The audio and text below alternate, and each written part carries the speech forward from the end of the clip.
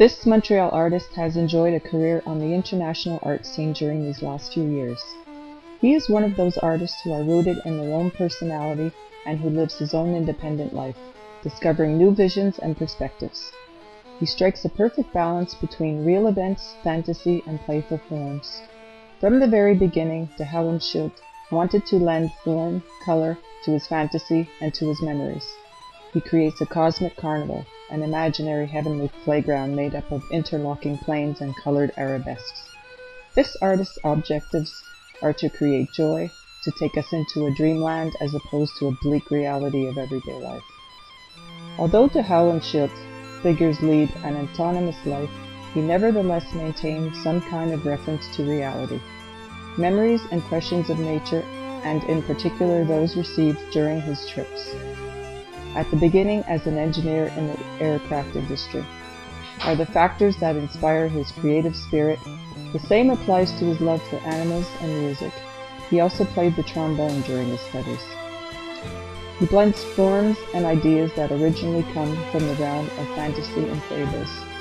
His association with these subjects are quite often mirrored with titles such as Butterfly, Jumbo's Nightmare, Friendly Dragon, and titles based on fairy tales such as from La Fontaine, Hare and Tortoise, Country, and City Rat, etc. That suggests that in his world, de Hauenschild tends to mix reality and imagination. Titles like Clown Chess Mate, Checker Player, and or Player reflect daily life. De Hauenschild pictorial shapes and goblins do not form an integral totality, but should rather be understood as form endings, in the sense that Paul Klee gave to this world as figures which are to be completed, as figures that simulate the onlooker imagination, incite him to join the artist in thought, recreate the work of art with him, and go on improvising.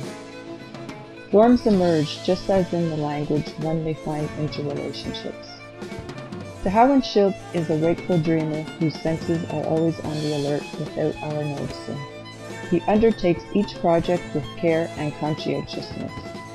These qualities are part of his personality, and they in no way uncover his spontaneity. He is always the craftsman who marks out beforehand a day's work and then carries out his tasks accurately without losing any of his creative impulse. During the 90s, de Hauenschild also began to work with sculptures, wood, and stained glass windows, which represent also a rich palette with a wide range of shades and colors.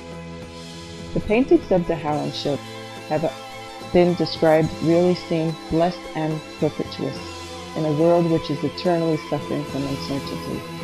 At the same time, they wake those long-forgotten memories of man, in whom the remembrance of a lost paradise is still alive. They also uncover a great variety of possible relationships and metamorphoses of men, animals, plants, objects, and nature, which all tend, undeterred, to go back to their pristine unity, to an all-embracing totality which can probably be found in art. Those forms, constructions, and beings that de Hauenschild creates are both care and spontaneity in such creative abundance, also become a discernible symbol of nature, of this great mysterious nature which sends so liberally the pollen of flowers and which suddenly engenders the flight of thousands of butterflies.